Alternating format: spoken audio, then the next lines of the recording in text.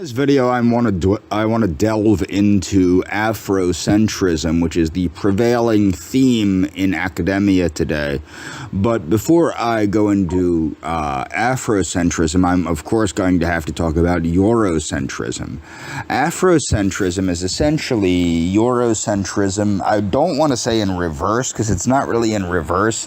It's actually a lot sillier than Eurocentrism in the sense that Eurocentrism, there's facts behind a lot of Eurocentrism. Although, the thing that makes Eurocentrism unfactual is the focus, the high focus on European civilization.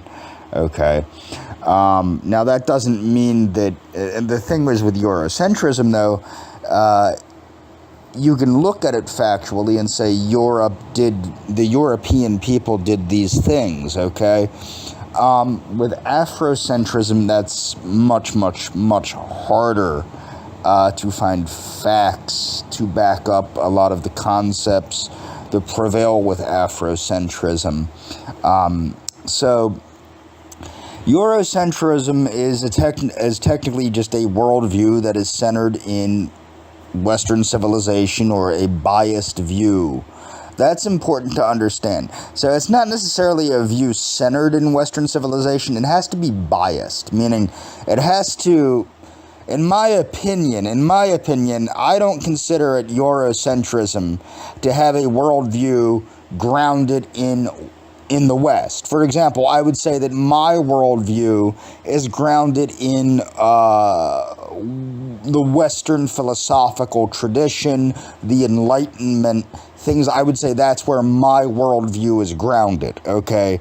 In that cultural era, that intellectual clique, okay? That does not make me Eurocentric, okay? If anything, I'm a Mirocentric. But the point is, it would require a bias, okay? And I don't even really want to consider myself a Mirocentric, but what that means is you would have to be biased in the sense that you would have to look at Europe as doing everything. And that's just not accurate. So this was especially popular during the Cold War. Terminology.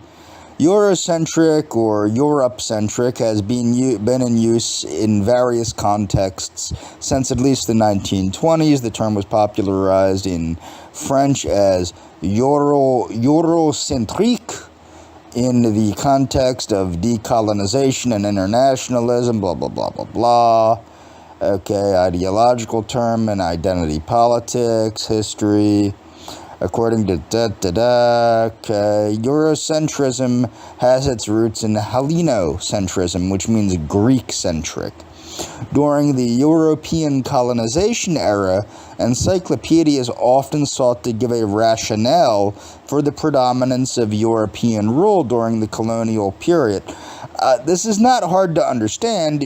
Europe dominated the world through the use of technology and even I would say European civilization was a dominant civil technology, if you will. European exceptionalism, this is where it becomes a little bit hairy. Is European exceptionalism true? Well, in some ways it probably is, in other ways it probably isn't. Okay, and this is where you have to understand that you have to start to look at things objectively. European exceptionalism is widely reflected in popular genres of literature, especially in literature for young adults, Rudyard Kipling's novel Kim, and in blah, blah, blah, blah, blah. The European miracle, a term coined by Eric Jones in 1981, refers to the surprising rise of Europe during the early modern period. Now, what's funny is, these are all factual things. It's kind of like the United States. If you look at the colonization and establishment of the United States achieved in literally decades, maybe centuries at the most, what it took previous civilizations literally millennia to achieve. Okay? And that's the truth. I mean, there were whole civilizations set up after the conquest, settlement, and establishment of civilizations in a matter of decades in the United States. Whereas in Europe and Asia and these places, it took millennia for the same things to happen. Okay? So you have to consider the difference between the New World and the Old World. I've talked about this in previous videos, okay? Now, does that make it a Eurocentric? No, it's just a fact. So when you're talking about the, quote, European miracle, calling it the European miracle is a little stupid, but the fact of the matter is, Europe did shoot to prominence quite quickly, okay? And that's not bias, it's just objective truth. Anti-colonialism, and this is the problem. Now we have anti-colonialism and Sinocentrism or Orientalism, which has become predominant in academia. So that's a problem there. And you also have this Islamification where people are trying to give... Now this is the thing. Not necessarily Islam, but the Arab world. Not necessarily, as I said, not necessarily Islam, but the Arab world and the Indian subcontinent, as well as China, have always been looked at, even when the so-called Eurocentric ideas, and I know this because I've seen my grandfather's textbooks from the early 1900s, and when I say that I mean the 19-teens, and the achievements of China and the Arab world in the areas of mathematics and science and stuff were indeed mentioned in school during the height of so-called Eurocentrism. Now, you don't see the same thing happening in today's academic world. You see a complete bias towards Afrocentrism and Sinocentrism. Eurocentrism has been a particularly important concept in development studies. Blah, blah, blah. So I'm going to move on to Afrocentrism so people can understand what that is. But first, I'm going to cover theozoology. Now, Eurocentrism reached the height of its silliness, and this is where you see bias and stuff like that, under the concepts of Ariosophy and George Lanz von Liebenfeld and Anton Drexler and folks like this that were the masterminds behind the religion of National Socialism. So you have the work with theozoology, and this is what I'm saying. This is not any different from things like the Black Hebrew Israelites or Anglo-Israelism, which are two of the same things. You have the Black Hebrew Israelites that are just black people that believe that they're the chosen people of God, and then you have Anglo-Israelism, which is essentially people of Anglo-Saxon and British descent that think they're the chosen people of God. Each one wrongly believes, or erroneously or non-factually believes themselves to be the true Israelites, as though that matters. Okay, so in 1905, Liebenfeld published his book Theozoologie oder die Kunde van des Satoms, blah blah blah. Theozoology, the science of the sodomite aplans and the divine electron, in which he advocated sterilization of the sick and the lower races. And I'm going to show you where this will get us if we don't. This is where mental health is taking us. It's taking us to this type of idiotic reasoning. And it starts in academia and then mental health in the education system. The lower, meaning elementary education, they act, the mental health community, the mental health industry, and the education system, elementary through pre-K through 12th grade, act as the foot soldiers of this idiocy.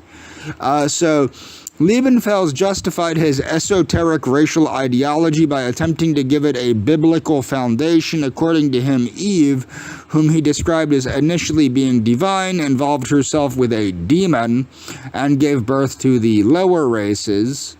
Okay, this is just all from his imagination, of course. 1 year later, in 1905, Liebenfels founded the magazine Ostara, blah, blah, blah, blah, blah, of which he became the sole author, yada, yada, yada. That's the symbol of the secret order of the New Templars. Hopefully I don't get in trouble for that.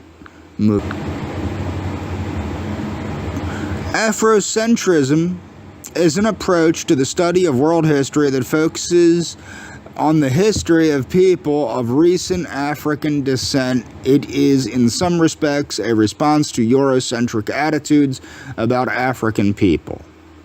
Okay? So some of the critics of the movement believe that it often denies or minimizes European, Near Eastern, and Asian cultural influence, while exaggerating certain aspects of historical African civilizations that independently accomplished a significant level of cultural and technological development. In general, Afrocentrism is usually manifested in a focus on the history of Africa and its role in contemporary African culture, among others. African American intellectuals in the U.S. Civil Rights Movement, blah, blah, blah, African American studies, yada, yada, yada, Afrocentricity, da, da, da, terminology. The term Afrocentrism dates to 1962.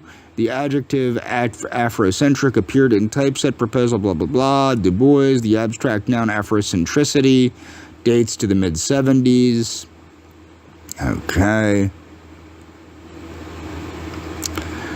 A copy of the NAACP journal, The Crisis, depicting Ra Ma'at Neb, one of the kings of the Upper Nile.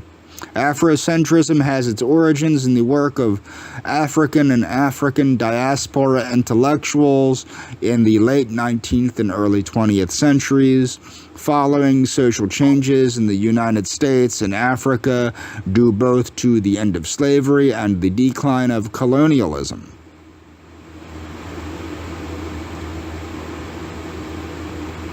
Aspects of Afrocentricity and Afrocentrism, Afrocentricity book.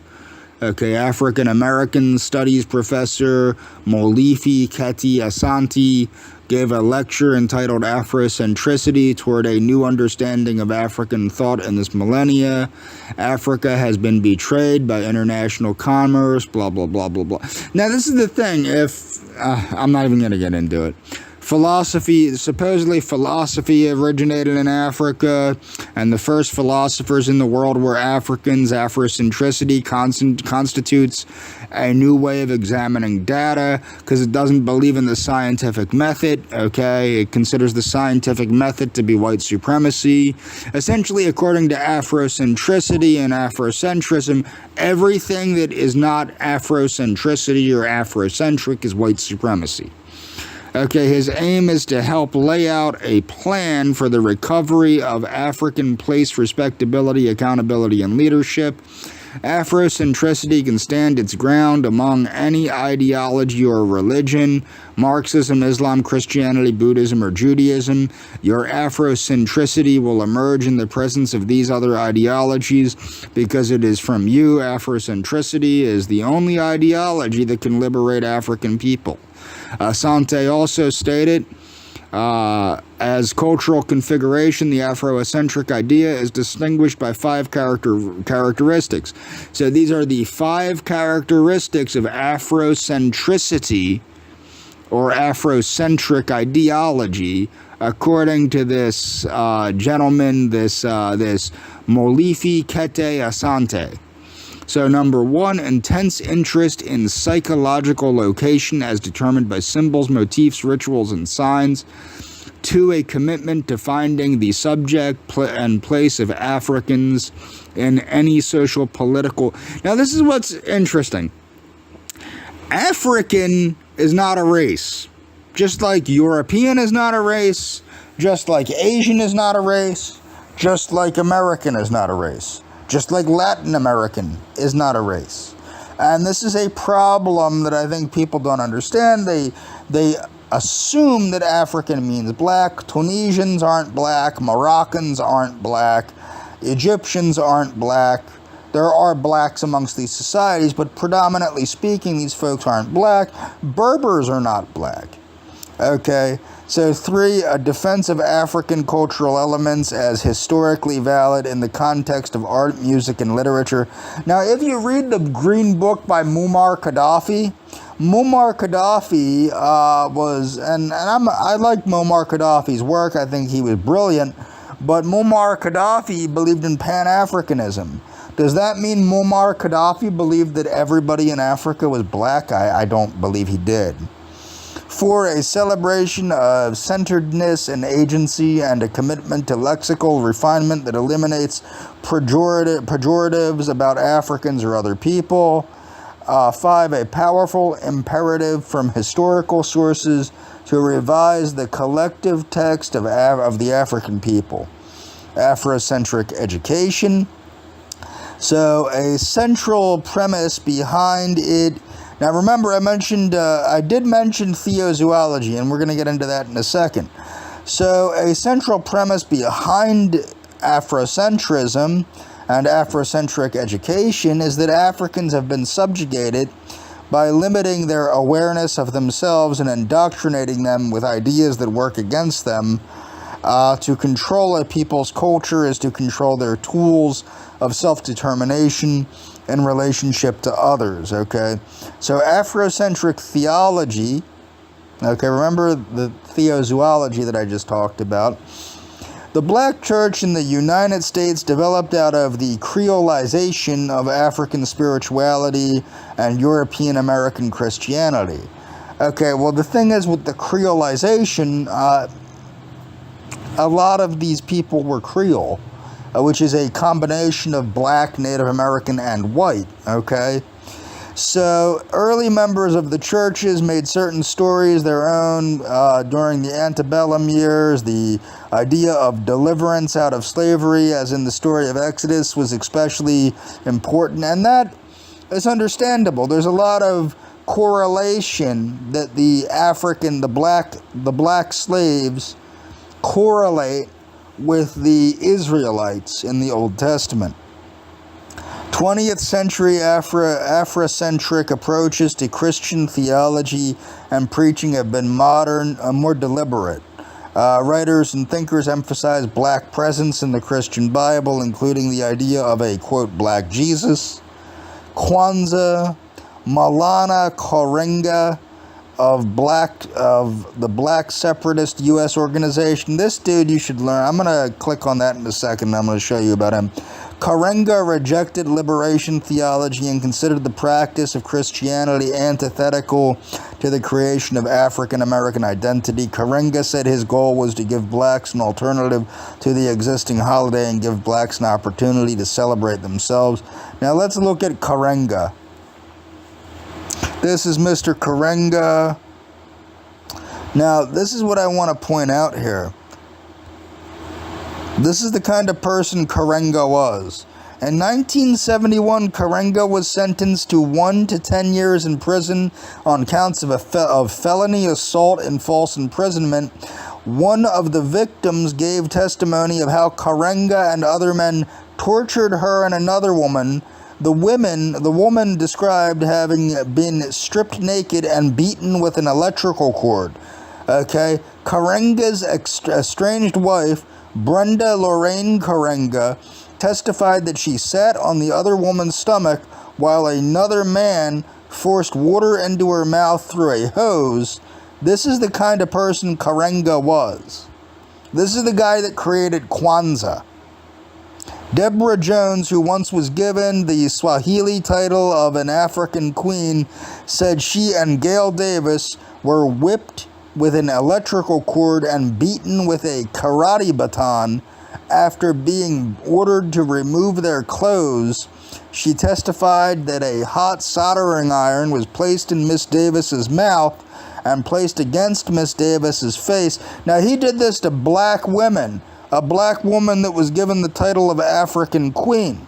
Karenga, head of U.S., also put detergent and running hoses in their mouths, she said. Jones and Brenda Karenga, his wife, testified that Karenga believed the women were conspiring to poison him, which Davis has attributed to a combination of ongoing police pressure on his own drug abuse.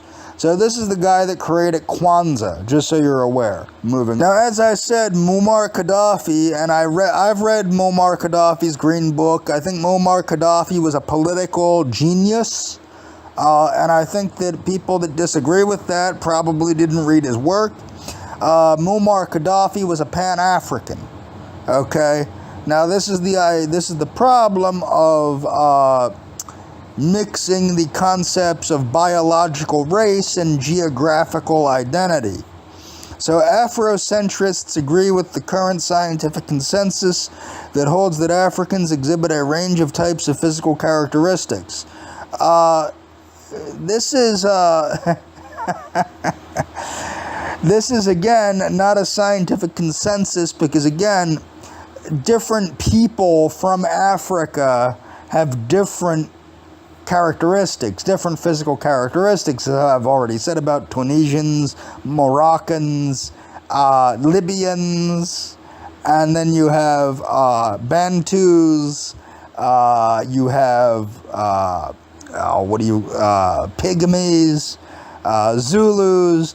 Different people have different characteristics that do not depend on admixture with Caucasian groups. Some Africans are actually classified as Caucasian, and these would be the Arabs in Africa, would be classified as Caucasian. Okay, they would be Semitic Caucasians. Afrocentrists have condemned what they consider to be attempts at dividing African people into racial clusters as new versions of discredited theories such as the Hamitic hypothesis and the dynastic race theory. These theories, they contend, attempted to identify certain African ethnicities such as Nubians, Ethiopians, Somalis as Caucasoid groups. The problem with this is some of these groups are racially ambiguous. Some Ethiopians have Caucasoid skull shapes.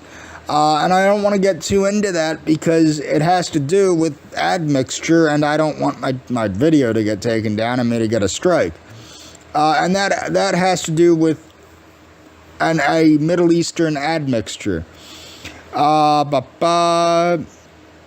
So, blah, blah, blah, Maasai, among others, Afro-ethnologists were to persist in recognizing as white-only, blonde-haired, blue-eyed Scandinavians, refused membership to the remaining Europeans, Mediterraneans in particular, the French. Now, this is what's interesting about this. Now, I've said this a gazillion times. What does white mean? White means Northern European. It just so happens that we have altered the concept of white to include Mediterraneans and North Africans, and even some East Indians. Now, these people are Caucasoid, okay, but that doesn't make them white, okay? Mediterranean people aren't white. I say this as somebody that is part Mediterranean. Northern Europeans, the Norse, the Scandinavians, the Germanics, okay, some Slavs, because other Slavs have Mongolian and Middle Eastern admixture in there, okay, but what you have to understand is the Mediterranean people are not white, they're Mediterranean. North Africans are Mediterranean. So does that mean that a Mediterranean person that meets the Mediterranean phenotype from Tunisia is suddenly black, because none of this makes any sense. You either meet a certain criteria, a certain biological criteria, or you don't. That's that simple. So East and West Africa, blah, blah, blah, blah, blah. People can read this on their own. I can't get too into this. Pre-Columbian Africa, America's speculation. I always love this stuff. People can read this on their own. Afrocentrism in ancient Egypt. People can read this on their own. Check out Metatron's channel. African American Afrocentric Hoteps and the far right. That's always fun. I've done videos about the Hoteps. So African Americans who use the Black Egyptian hypothesis as a source of black pride have been called Hoteps. Okay, the term has often been used disparagingly by non-Hotep African Americans, some of whom have linked the ideology of the Hotep community, which is anti-feminist, anti-gay, and anti-Semitic, to the far right. Hoteps, now, mind you again, the Hoteps are anti-feminist, anti-gay, and anti-Semitic, okay? And they do support Donald Trump, just in case you wanted to know. Some have argued Hotep beliefs are too narrow-minded, focusing only on Egypt as opposed to other aspects of African history. Black feminists argue that Hoteps perpetuate rape culture. Within Afrocentrism, claims have been forwarded involving the contention that African civilizations were founding influences on such distant. So this is the best. The American Olmecs and the Chinese Xia cultures. Moving on. Now, as though you didn't already know, Afrocentrism is considered more myth than history, a scholar says. Black Americans who claim Egypt was a black civilization and the progenitor of Western civilization, and this is what's funny. Obviously, Egypt was not the progenitor of Western civilization. There was no one progenitor of Western civilization. I would say that the Greeks, Romans, and Germanic people have had the most influence on Western civilization. And actually, it would be the Greeks and the Romans by way of the British Empire, I think, had the most influence on Western civilization. In his book, We Can't Go Home Again, an argument about Afrocentrism, historian Walker critiques Afrocentrism, which has been a popular movement in schools and universities. So as I said, in academia, as well as black communities over the past 4 decades. People's minds have been being filled with this nonsense for 4 decades. Now, if this was true about Eurocentrism, if this really happened with Eurocentrism, my grandparents would have known nothing about the Arab role in the creation of math or anything of that nature, which they did, so that wasn't true. The encyclopedia, the encyclopedias I had from the 80s wouldn't have mentioned any of those things, which they did. Okay, and people wouldn't have known about things like the Moorish influence on Spain, which they did. It was taught in schools. Okay, so to say that Eurocentrism was this idea, I don't really think that Eurocentrism pans out. It might pan out with a few people, but it doesn't pan out when it comes to wider academia and the school systems and things of that nature. I don't think that there was a great Eurocentric movement. I think it was more isolated than people think it was. Okay, so the scholars who call themselves Afrocentrists have not written history in the strictest sense of the term. Duh. What they have produced is a therapeutic mythology. A therapeutic mythology designed to restore the self-esteem of black Americans. Sort of how theozoology and Ariosophy was a therapeutic mythology to restore the broken German spirit. Understand what I'm saying here? So theozoology was a therapeutic mythology created by National Socialist Germans to heal the wounded soul of the National Socialist German, to make the Germans believe erroneously that Germany was the center of all things, which it wasn't. And this is exactly what Afrocentrism does with the black Americans.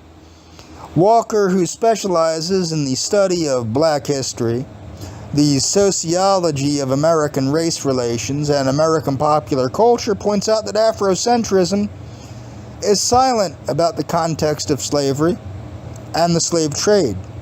He says most of the blacks taken to the Americas have been slaves in Africa, or had been slaves in Africa, or occupied some other dependent or subordinate position in African society, meaning they were already slaves under the blacks, or they were a subordinate in black society. Tribalism did not prevent Africans from selling members of their own tribes in order to satisfy the demand for slaves in the Americas. Again, tribalism did not prevent Africans, meaning black people caring about other black people, did not prevent black people from selling black people to Americans to feed the demand for slaves in the Americas. Walker says he is especially disturbed by Afrocentrism because of its dangerous political implications. Mr. Walker and I both share this fear, okay? And I share this fear with Eurocentrism. I believe it's not a good thing, okay? So within political and cultural politics, Afrocentrism constitutes a form of totalitarian groupthink, as does Eurocentrism, theozoology, and any other nonsense, okay, including Sinocentrism, which I'm going to get into. Sinocentrism refers to the worldview that China is the cultural, political, or economic center of the world. It may be considered analogous to Eurocentrism, Chinese dynasties, yada yada yada, overview and context, depending on the ethnocentrism of the Han Society, Sinocentric system. The Sinocentric system was a hierarchical system of international relations that prevailed in East Asia before the adoption of Westphalian system in modern times surrounding states such as Japan, which cut off its vassal relationship with China during the Asuka period. Okay, Korea. So essentially China did dominate East Asia for quite some time, as we know from the Chinese influence on Japan, on the Ryukyu Kingdom, on the Korean Peninsula, etc. Okay, and we know this. I've gone over this when I've talked about Confucianism and things of that nature. Okay, identification of the heartland and the legitimacy of the dynastic succession were both essential aspects of the system. Responses of other countries within Asia, the cultural and economic centrality of China was recognized, and most countries submitted to the Sinocentric model, if only to enjoy the benefits of a trading relationship. Until the era of the Three Kingdoms period, Southern Korea, or Korean states, had been protected from Chinese invasion by militarily powerful northern Korean states such as Goguryeo, which is actually where you get the name Korea, and of Korean Peninsula and Manchuria. Goguryeo considered itself as an equally supreme state as China and adopted its own centric system to adjacent countries, refusing to pay any tributes and continuing to conquer eastern territories of China. Altogether incurred a series of massive Chinese invasions of Goguryeo from 598 to 614, which ended disastrously, and they mainly contributed to the fall of the Chinese Sui dynasty in 618. Now, what you have to understand, China had been successfully conquered by Genghis Khan. In fact, it was run by Kublai Khan, who I believe was the grandson or son of Genghis Khan. I forget exactly. The Khans are people know I'm a big fan of Genghis Khan. So in the mid-Goryeo period of Korea idealized the Song dynasty and actively sought cultural assimilation into the Sinosphere. The relationship continued until the Mongol invasions of Korea and the Mongol conquest of the Song dynasty. So, as you can see, the Mongols did conquer the Song dynasty, where the two kingdoms fell, leading to the rise of the Yun dynasty. After 30 years of fierce resistance, both Goryeo and Mongols finally sued for peace, and Goryeo became a dependency of the Yun dynasty. Soon after the weakening of the Yun dynasty, Goryeo retook their lost territories from the Yun dynasty by military campaigns and regained her sovereign rights. The Joseon dynasty encouraged the entrenchment. So as you can see, when you actually reanalyze a lot of this stuff, was Sinocentrism as true as you might think? It wasn't any more true than Hellenocentrism was in Europe. Okay? So the Joseon, like for example, the Hellenistic concept, the Greek centricity of Europe, it really isn't that central. It didn't really influence cultures like the Germanic tribes, the Scandinavians, the Celts, etc., until much, much, much, much later, when it was brought there by the Romans. And really, it didn't really take effect until the Anglo-Saxons adopted Roman concepts and forced it on these people. Korean Confucian ideals and doctrines in the Korean society, and again willingly entered into a Sinocentric system. Vietnam had an intimate but not always peaceful relationship with China. Vietnam, originally independent, was part of various Chinese dynasties and kingdoms for approximately 900 years before gaining independence in the 10th century.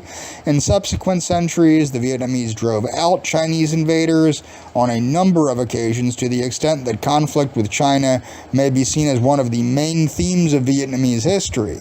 However, Vietnam was also heavily Sinicized, meaning it was heavily influenced by China, adopting aspects of Chinese culture, including administrative system, architecture, philosophy, religion, literature of China. Now, what's funny is, what you have to understand, one of the main influences on all these cultures is Buddhism. Where does Buddhism come from? India. That has nothing to do with China, except for the fact that it was altered somewhat in China. In adopting Vietnamese customs, the Vietnamese court also began to adopt Sinocentric worldview during expanding later Lý and Nguyen dynasties. Trung Quoc, I can't speak Vietnamese to save my life, it's insane, was used as a name for the Vietnam Emperor Gia Long in 1805. It was said, Vietnamese Nguyen Emperor Minh Mang Sinicized ethnic minorities such as Khmer and Kham, claimed the legacy of Confucianism and China's Han dynasty for Vietnam, and used the term Han people, Han Nan, to refer to the Vietnamese. Minh Mang declared that we must hope that their barbarian habits will be subconsciously dissipated and that they will daily become more infected by Han Sino-Vietnamese customs. These policies were directed at the Khmer and Hill tribes. The Nguyen Lord and Nguyen Phuc Cuc had referred to the Vietnamese as Han people. Chinese-style clothing was forced on the Vietnamese people. Japan.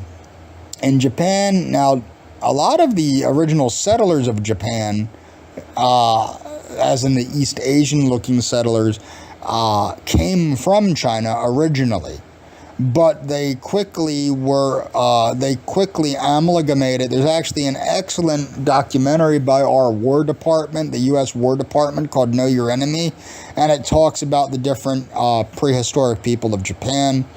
So in Japan, the ambivalent tone was set early in its relationship with China. Prince Regent of Japan is famous for, in 574 to 622, Shotoku Taishi, Prince Regent of Japan is famous for having sent a letter to the Emperor of China, starting with words, "The Emperor of the land where the sun rises sends a letter to the Emperor of the land where the sun sets to ask if you are healthy." This is commonly believed as the origin of the name Nihon, source of the sun, although the actual characters of Nihon were not used. Not long after this, however, Japan remodeled its entire state and administrative apparatus on the Chinese system under the Taika reform. During the Mongol-led Yun dynasty of China, Japan thought of China as no longer a genuine Chinese land. Subsequently, Japan often used the names China and Huajia to refer to itself. In the years, Toyotomi Hideyoshi, having unified Japan, tried to conquer Korea as a prelude to conquering Ming China, the attempt to conquer all under heaven. So this goes back to, this is the same concept that was used during World War II by the Japanese, was to unite the whole world under a Japanese roof, to unite them under a Japanese heaven, and it was supposedly prophesized by the concepts of Shintoism. Itself, a Sinocentric concept identifying China as the world, ended in failure. Japanese response to Sinocentric concepts have not always been so straightforward. The Mongol invasions in 1274 and 1284 evoked a national consciousness of the role of the kamikaze, which is the great wind in defeating the enemy, which was the invaders, the Mongol invaders. Okay, so history of Japan, prefect, nation under Confucian thought. In an ironic affirmation of the spirit of Sinocentrism, claims were even heard that Japanese, not the Chinese, were the legitimate heirs of Chinese culture. Reasons included that the imperial house of Japan never died out. So remember what I said, the original East Asian settlers, meaning the original Mongoloid type settlers of Japan, were Chinese. They never died out, comparing to the rise and fall of the Chinese monarchs, and that Japan was free of barbarism, like Qin Dynasty's forced adoption of the Manchu and clothing of Han Chinese, yada yada yada. As a country that had much to gain by eclipsing Chinese power in East Asia, Japan in more recent times has perhaps been most ardent in identifying and demolishing what it dismissively calls Chuka Shisu, loosely meaning Zhonghua ideology. One manifestation of Japanese resistance to Sinocentrism was the insistence for many years in the early 20th century on using the name China for China based on the Western word China in preference to Chogoku, central country, advocated by the Chinese themselves. Burma, unlike East Asian states which communicated in written Chinese, Burma used a different written language in its communications with China. While China consistently regarded Burma as a vassal, Burmese records indicate that Burma considered itself as China's equal. Under the Burmese interpretation of Burma, Burma was the younger brother and China was the elder brother. Thailand was subordinate to China as a tributary state from the Sui dynasty until the Taiping Rebellion of the late Qing dynasty. China's Southwest Asian tributaries, citing the time when Thailand offered to directly attack Japan to divert the Japanese in their planned invasions of Korea. Thailand was welcoming and open to Chinese immigrants who dominated commerce and trade, achieved high positions in the government. Sri Lanka, Sri Lanka, like Japan, was considered remote foreigners. Europe, one of the most historically well-known official encounters between Sinocentric attitudes and Europeans was the Macartney Embassy of 1792 and to 93, which sought to establish a permanent British presence. And that's the thing. Remember that the British did subordinate China. Okay, so they did establish a permanent British presence in Peking and establish official trade relations. The rejection of the Chinese emperor to the British overtures and the British refusal to kowtow to the emperor has passed into legend in British and Chinese folklore. To the British request to recognize Macartney as the official ambassador, the emperor wrote, "The celestial empire ruling all within the four seas simply concentrates on carrying out the affairs of government properly. We have never valued ingenious articles, nor do we have the slightest need for your country's manufactures. Therefore, O King, as regards to your request to send someone to remain at the capital, which it is not in harmony with the regulations of the Celestial Empire, we also feel very much that it is of no advantage to your country." Cultural sinocentrism. In a cultural sense, sinocentrism can refer to the tendency among both Chinese and foreigners to regard culture of China as more ancient than or superior to other cultures. That's indigenous criticism. Followers of Chinese Buddhism were some of the fiercest critics of sinocentrism, since they followed a religion that originated in India, as I said. Their religion comes from India rather than China. Okay, So, Confucius and yet were avatars of Buddha, and that Confucianism was merely an offshoot of Buddhism when Buddhists had influence, blah, blah, blah, blah, blah, blah, blah. Today, the influence of sinocentric model of political relations and sinocentric belief in cultural superiority declined in the 19th century. In modern Chinese foreign policy, the People's Republic of China has repeatedly stated that it will never seek to establish hegemony beyond its borders. However, some historians, such as John Friend and Bradley Thayer, believe there are individuals in the Chinese government who doggedly hold on to sinocentric beliefs. Just tune into China Uncensored, the channel China Uncensored, because the China Communist Party is extremely sinocentric. I wouldn't consider them Pan-Asian. They're sinocentric. Moving on. When we come back, I'll be talking about Afro-Brazilians and the African diaspora.